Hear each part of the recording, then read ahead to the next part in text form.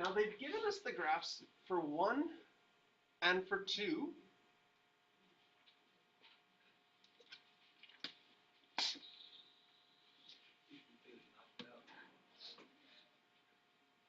And so giving us another graph for this one, really, it's exactly the same process.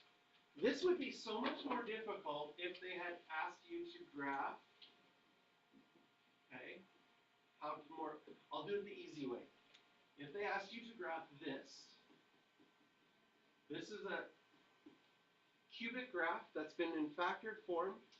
The 0 of 0 has a multiplicity of 2, so it bounces. And the 0 of negative 1 has a multiplicity of 1. The graph went straight through. It's a positive x cubed graph because its end behavior starts in the bottom left and ends in the top right. They could have also given it to you in non-factored form. And you would have had to factor that first, pulling out the common factor of x squared. This would make it a much more difficult question. But the fact that they already gave it to you graphed makes it super easy. We just have to go and find where is it 0 and where is it 1. Ooh, 1 is up there. Fancy. Between 0 and 1 has to be slightly above. Now, I think you'll have no problem with this section being slightly above. This section might be a little bit tricky, okay? Here, this would lose, that's a little bit too, not slightly above. That's too much. Why? Because it went over 1. You're not going to ever get something bigger than 1. So I just make my slightly above in that section less than the 1. And unfortunately here, there's no nice points.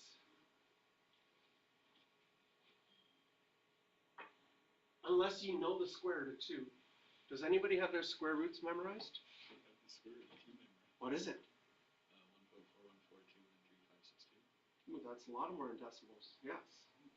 I do have a sheet. I think I have a sheet. 1.41 for square root of 2. 1.73 square root of 3.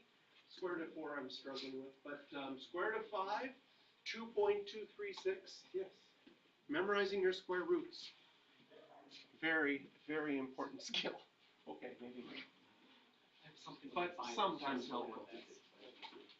Okay. Domain and range of this graph. X is bigger than or equal to negative 1. And the range is still y is bigger than or equal to 0. So memorizing your square roots is really important. Well, this is quite the sheet for you then. Well, there you go. You've been working on it. Yeah, I have a lot more of a complete one from last year, but I have this one, which is just. And which class were you doing that in? Maths. Oh, maths. Okay. Whenever Well, I was. Actually, whenever I have free time in general, I just pull up my calculator and start doing those. Questions for practice on this one? 10 and 12.